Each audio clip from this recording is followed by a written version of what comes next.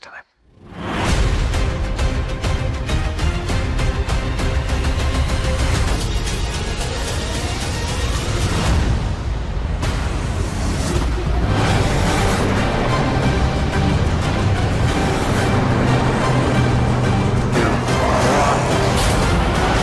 Confirm camera still rolling.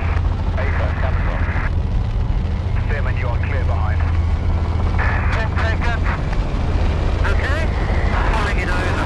Okay, push it, push it. I just can't hold this. Stop, go back. It is the most extreme practical action ever filmed. Tom and I are completely devoted to the biggest experience possible. Seeing it on IMAX, it invests you in that world. This is cinema. This is the experience that is defining for an audience.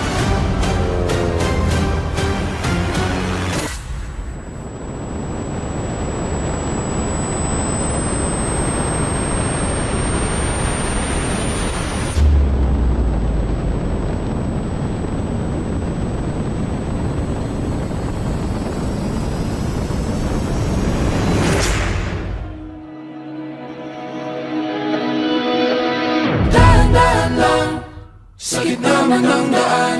Mga saglit na inilikha, kakaibang May sasabihin pa ba ako doon? Or Wala na, nandun na sa video. diretso na, di ba?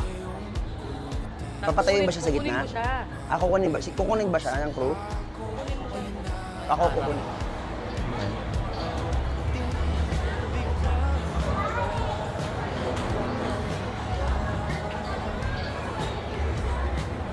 Nanginginig ako.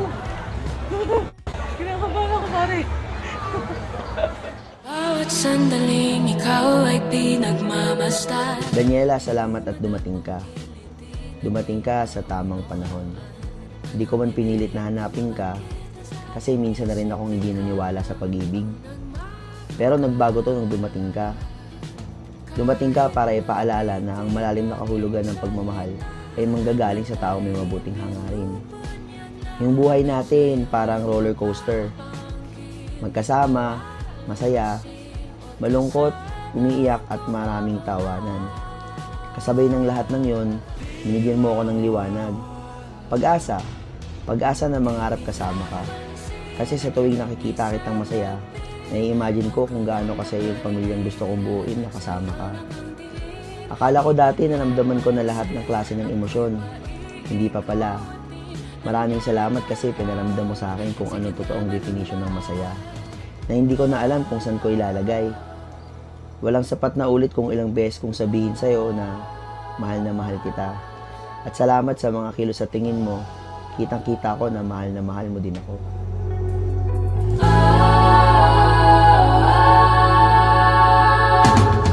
Di man alam ang darating sa dulo, sa gitna ng dilim, sa liwanag mo nakatingin, sa'yo nakatingin, sa'yo lang ang tingin. Di man alam ang darating sa dulo, sa gitna ng dilim, sa liwanag mo nakatingin, sa'yo nakatingin, sa'yo lang ang tingin. Di pinapansin, ingay sa tabi, magulong kapaligiran, sa'yo lang ang tingin. Di pinapansin, ika'y paikikutin ng dahan-dahan lang sa gitna man ng daan. Ganda-ganda mo. Siyempre. Hala! Mati!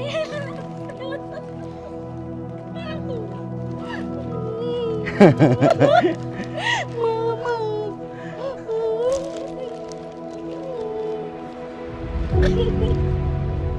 Push mo, no? Diba?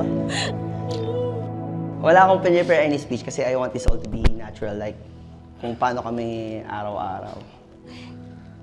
Babe, simula nung una nating labas, ang lagi ko lang tinatanong sa'yo kung sama ka ba sa akin? Dahil ko sinasabi sa kanya yun, sabi ko, sama ka sa akin? Kahit saan? Kahit saan? Kahit malayo. Kaso nga lang, hindi siya pwede. Joke lang ta. Pero, ito yung pinaka mahalagang yaya ko sa'yo. Kasi, yayayain kita sa habang buhay. Di ba? I mean, alam mo naman, babe, lahat. Kahit hindi ko kaya, kakayanin ko para sa'yo. Sama ka ba sa akin?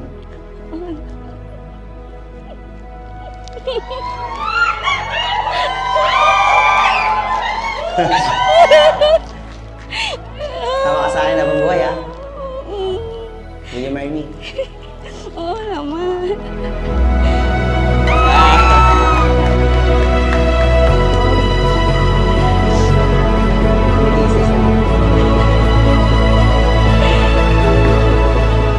Dito na lahat yung pinaka-importante ng mga tao sa buhay mo at sa buhay ko. Yung hiningi mo sa akin dati na kunin kita ng maayos sa inyo. Yan, tita. Kunin ko na. Diba?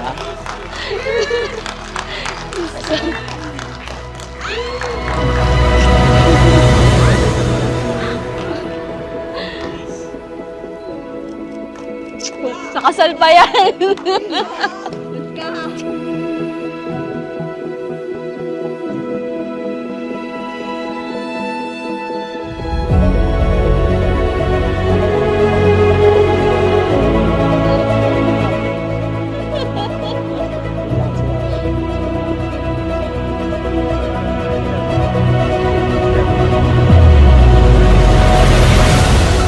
Sabi na magpo-propose ka eh! Sabi na eh!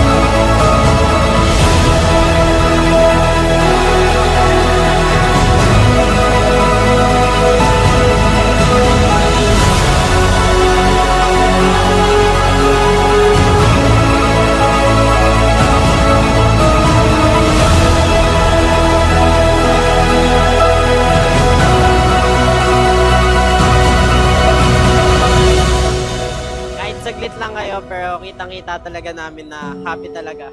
Alam ko kay Daddy, sobrang tagal na niyang gusto talagang ma-engage and I am happy na finally ma-engage ka na tapos papasok ka na sa fiancé era. So yun, pre, grabe ka manggulat. Di namin sure o di namin alam kung kailan ka talaga magpo-propose pero matagal mo na siyang sinabi sa akin. Then kanina pagising ko, sabi mo sa akin, ini-invite mo ako pumunta dito para mag-propose. I'm very happy for you, bro. Ayun, so congratulations. Nakakagulat, ginulat mo kaming lahat. Pero at the same time, nakaka-excite din. Looking forward sa journey nyo pandalawa.